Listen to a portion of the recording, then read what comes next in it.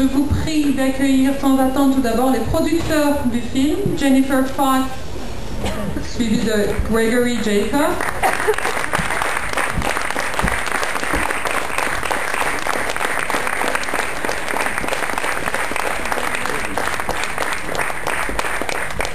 Puis le scénariste de film, Scott Z.Burns.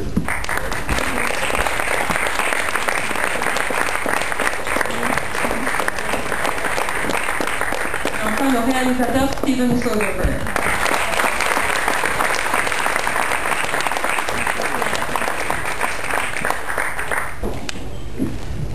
Well, you can say whatever you want about the films. That's the good news.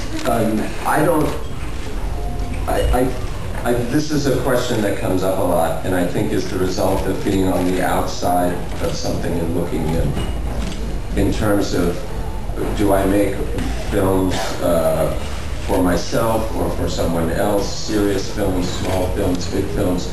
This is not how I look at my decisions. For me, if I like the idea of a film, it is only a matter of solving the problem of the film. If there is an idea that I'm trying to present, what is the best form for this idea? And so I don't, in this circumstance, since we were making a film about a man whose lies begin to turn into a labyrinth, comedy seemed like a more appropriate form. But that's, again, it was strictly because I'm trying to solve the problem of how to tell the story. Even after the first time I worked with Matt on the first Ocean's film, I saw an actor who, if given the opportunity, was able to play a wide variety of roles. And in fact, he was given the book of The Informant during the fall of 2001 after we had worked on Ocean's 11. And he, I think, immediately recognized that this was, if you're fortunate, if you're an actor in your career, you get 5 or 6 really fantastic roles where you get to transform yourself. And I think Matt recognized immediately that this was one of those roles.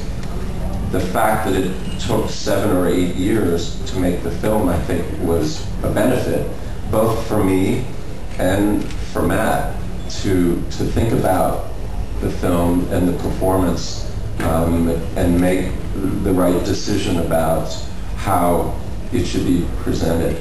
As for him being a friend, I think I would call him a colleague. You know, I wouldn't presume to.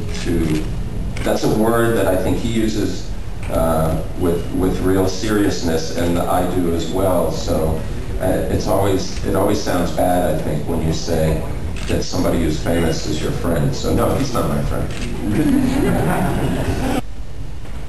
If I have a crusade, I think it's that I wish we would start.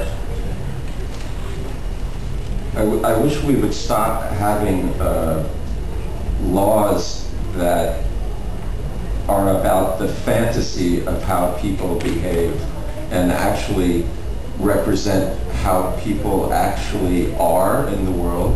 I see a lot of fantasy about how we wish people would be, and I think it gets in the way of peace, actually. But nobody cares about that.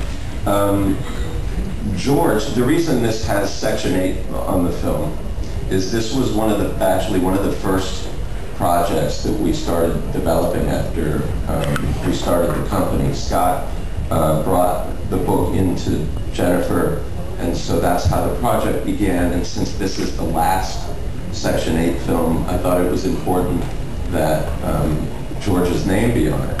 George is a friend, and I'll tell you why, because I've been to his house. I've never been to Matt's house. He's never invited me. They go back and do some shooting on the green zone and match, footage that they'd already produced.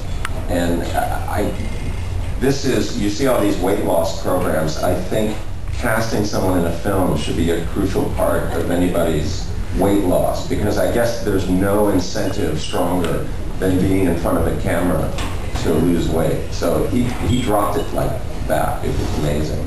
There weren't really, George is really the practical joke person. That all came from George. And he started doing some practical jokes to Brad, and then Brad got him with this thing about the Italian crew, which actually turned into something so huge. It got picked up in the newspaper that George had insisted that people call him Mr. Ocean. He was so angry. And he's going to get Brad back. And the thing you have to remember about George is he's very patient. He'll wait 10 years and he'll do something to Brad that will destroy him. I promise. I asked him, I go, are you working on something? He goes, yeah, I got something.